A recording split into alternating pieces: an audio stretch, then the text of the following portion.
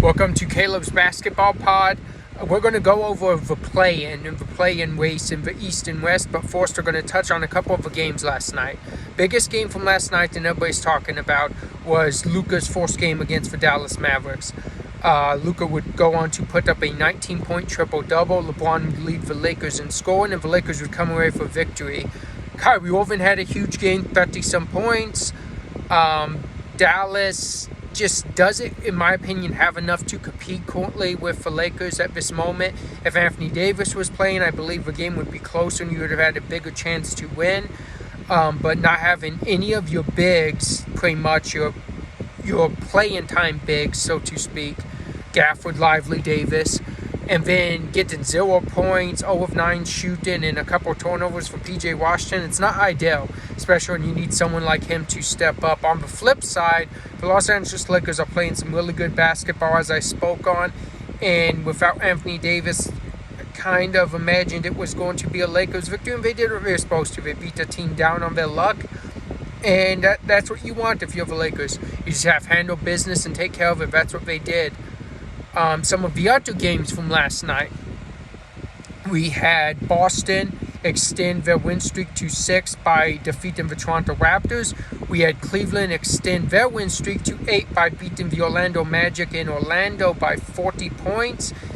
For Cleveland, I just want to say they are just playing really good basketball right now. Ball movement is excellent. Ty Jerome has stepped up in the 2 games. They've been minus Darius Garland in the last 2. And he's had at least 20 points in each game. That's huge. And DeAndre Hunter had a big game last night, 17 points, multiple 3-pointers. But then on the flip side for Orlando, I just think, to go and lay an egg like they did in Orlando, you need more. I really thought they were going to take a step from last year, and somehow they took a step back from last season. Just a lot of ISO in from Paolo and Franz. Just looks like too much of my turn ISO, your turn ISO, and all of that. Not enough ball movement. Their 3-point percentage is dead last in the league. Their scoring is dead last in the league. Offense is just not good. It looks like a chore to watch them try and score a basketball. And when that's happening, it's never good. It's never a good sight for a team. Unfortunately, in that spot, I do think to really compete, they really need to look at trying to get a young guard to kind of be a scorer or facilitator, get guys open shots, better looks. That should drive up your 3-point percentage. As for right now, for the season, you need Jalen Suggs back quick, and you need hope he does what he does. He's not that scoring guard, but he is a guard that gets the ball moving and distributes the ball a lot. So you need him back pretty quick, and you need to really get things moving on that front and hope that you can salvage this season at least enough to get somewhat of a playoff berth. But now let's go to our play-in race. Out west, you have the Spurs and the Blazers on the outside looking in. You have the Kings at 10, the Mavericks at 9, the Warriors at 8, the T-Wolves at 7. Then going up a little bit, because they're super close, you have the Clippers right at 6, which tied virtually with Minnesota.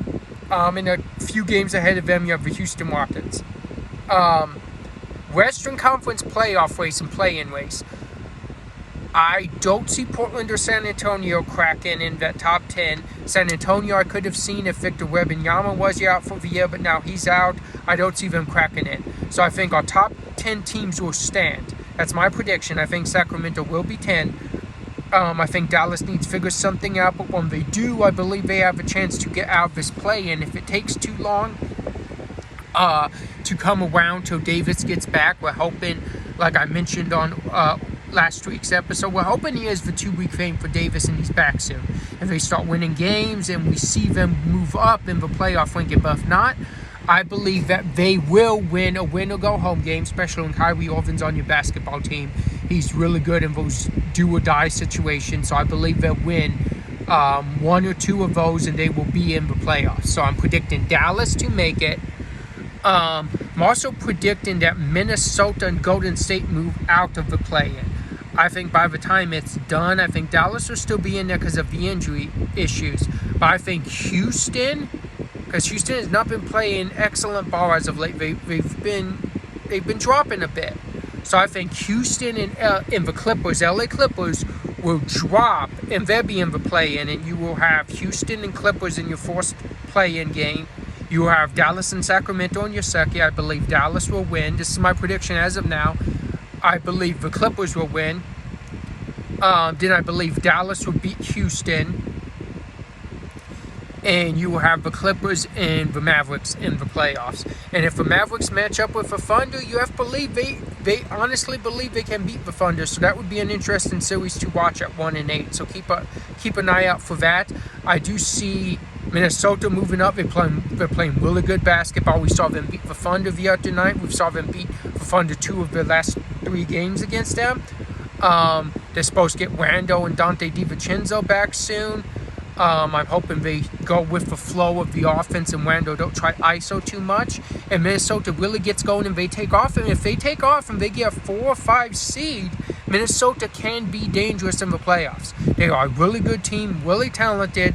And it's going to be hard to be in a series where Anthony Edwards is not one of or the best player in the series. So when you have the best player in the series, as Doc Rivers said back when he coached for Celtics, and they were going against Cleveland in the second round, you never want to be a coach in the playoffs where the best player is on the opposing team.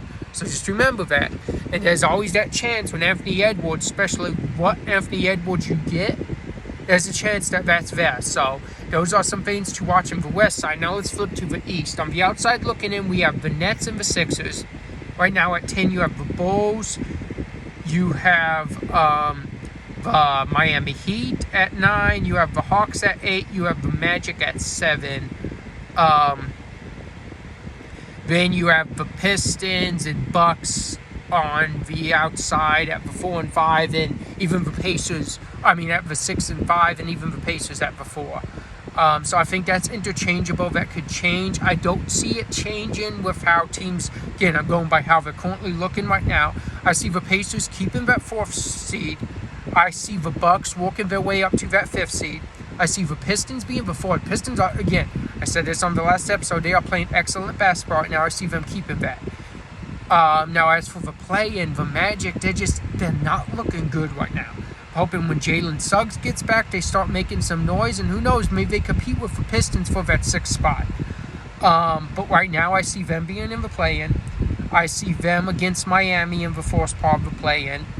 I see the Hawks against the Nets. I don't see the Bulls making it. Bulls made a lot of tanking moves at the trade deadline. See them dropping out. I don't see the Sixers getting in because we're unsure about Embiid's future. They've dropped 8 straight. Paul George is virtually giving you nothing. Right now you aren't getting anything from him.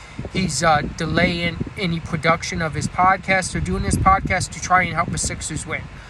I don't think that's what's distracting him, but this is what you're hearing from all these people. So now he's taking action on you, and he's stopping the podcast for the time being. But I think it's going to get to the point where we shut down Embiid, where we shut down Paul George, both for the year. And I think the Sixers are just going to drop, and they're going to try to get that top 6 draft pick, because if they do, it's theirs. So I believe we're going to get to that point, because why keep fighting to get a play-in and probably get bounced in the first round or not even make it past the play-in? Maybe you lose. Maybe somehow the Hawks beat you in that one game and you don't even make it past the 4th spot of the play-in. So, who knows? But in my opinion, I believe it's going to be the Nets. Nets are, again, I talked about them in the last episode. They're playing good ball. The Bulls made a lot of tanking moves. I believe they're going to start losing pretty badly here pretty soon, and they're going to start dropping. When we do, I think the Nets will take advantage. I don't see the Nets, in my opinion, getting past the Hawks. So I see the Hawks winning. I see the Magic winning. Then I see the Miami Heat winning. I see the Heat being 8, the Magic being 7. That's my current play in predictions. That can change as we get closer, but just right now, for momentum and from what I'm seeing, that would be what I go with at this moment. And it's an interesting time to watch because of a play-in. Some guys' playoffs have started already. So keep an eye on the play-in situation and just know you have some fun basketball ahead of you. I'll talk to you on Friday. Thanks for joining.